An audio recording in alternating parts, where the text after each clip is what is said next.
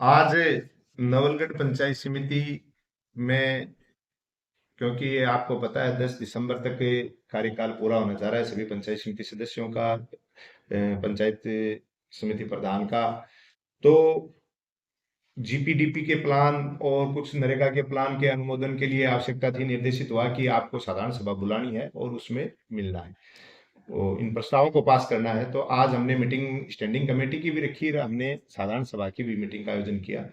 तो उसमें बैठ के सुबह स्टैंडिंग कमेटी में सारे सदस्य लोग मौजूद थे, सभी सरपंच साथी और पंचायत समिति सदस्य, सारों की आम सहमति बनी कि आज से पहले की जो मीटिंग हुई है उसकी सारे हम प्रोसीडिंग देख लेते हैं। अगर हमारे कोई काम नहीं हुए हैं तो उन पे हम ऑब्जेक्शन कर देंगे।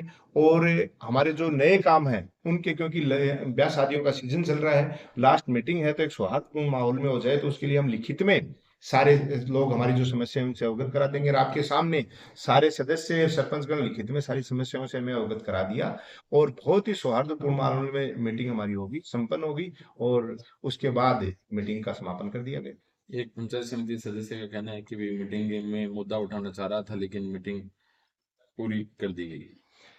देखिए, एक व्यक्ति विशेष, मैं नाम नहीं लेना चाहूंगा, आरोप भी नहीं लेना चाहूंगा, आपको सबको पता है कि उसके तो तकलीफ सारे दिन सोशल मीडिया पे लाइव आने की रहती है। आज से पहले का भी इतिहास उठा के देख लो कि कोई भी आंदोलन या कोई भी चीज में जो चीज करता है, आज एक पंचायत समिति सदस्य होने के नाते जो फर्ज बनता है मुद्दे उठाने का, जब एक तरफ तो आप पंचायत समिति में सारे दिन आके आरटीआई लगाते हो, तो जब आरटीआई एक्विस्ट बने हुए हो तो आपको सदस्य मुद्दे उठाने की आवश्यकता है। फिर भी हमने तो फ्री हैंड कर रखा है कि उनके जो भी सदस्यों की सर्वसहमति, क्योंकि सदन सर्वसहमति से चलता है, कि एक तरफ तो लगभग 27-28 सरपंच थे, 30 के लगभग, और एक तरफ 15 के लगभग पंचायत समिति सदस्य थे।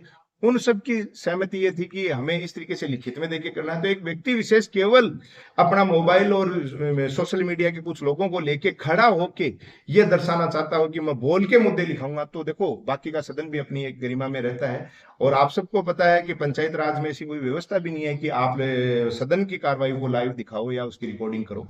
लेकिन फिर भी हम तो क्या है कि पूरा पंचायत राज परिवार एक सहमति से चलता है, तो हमें उल्टा खुशी होती है कि कोई भी हमारे ऊपर आरोप लगाता है तो हम और अच्छा इसके साथ काम करें, और जो खामियां हैं वो उजागर हों तो उन खामियों में सुधार करें और अच्छा काम करने का प्रयास करते हैं। तो पहले आरोप लगे थे उनकी कोई जांच वगैरह चल रही है? बिल्कुल, सदन में, जबकि वो सदन का विषय नहीं था। आप उनको पता है पिछली बार भी अन्य विषय अध्यक्ष महोदय की अनुमति से दिए जाते हैं, मैंने जानबूझ के उनको अनुमति दी थी कि ठीक है। और उन्होंने मेरे पर व्यक्तिगत भी भ्रष्टाचार के आरोप लगाए, जो कि कहीं नियम कानून कायदों में नहीं होता है, क्योंकि प्रधान अकेला कोई बॉडी नहीं है जो काम करता हो, पूरी स्टैंडिंग कमेटी है, साधारण सभा है, पूरा प्रशासन है पंचायत राज का, वो सारे लोग मिलजुल के काम करते हैं। फिर भी मैंने खुद ने स्वयं ने कमेटी का गठन जिला परिषद को कह के, उसमें जिला परिषद की कमेटी का गठन हुआ है और वो बिल्कुल जांच चल रही है। उन सारे मुद्दों पे जो सदस्य महोदय ने लिखित पे दिए थे, पॉइंट टू पॉइंट वाइज जिला परिषद की कमेटी जांच कर रही है और समय समय पे आती है, सारे तथ्य उठा रहे हैं। तो वो आज का विषय नहीं था, क्योंकि जब तक जांच कमेटी की रिपोर्ट नहीं आ जाती है तो दोबारा सदन में वो चर्चा करने का कोई औचित्य नहीं रहता है। पंचायत समिति के बाद कुछ दुकानों को लेकर ट्यूशन लगे थे, एक सिक्योरिटी गार्ड, एक गाड़ी को लेकर, कुछ उस विषय में आप कुछ कहना चाहोगे? देखो, पंचायत राज में चाहे निर्माण के काम हो, विकास के काम हो, जो भी काम हो, वो सारे क्वेश्चन उठे थे, उनकी सबकी सदस्य महोदय ने आरटीआई लगा रखी है।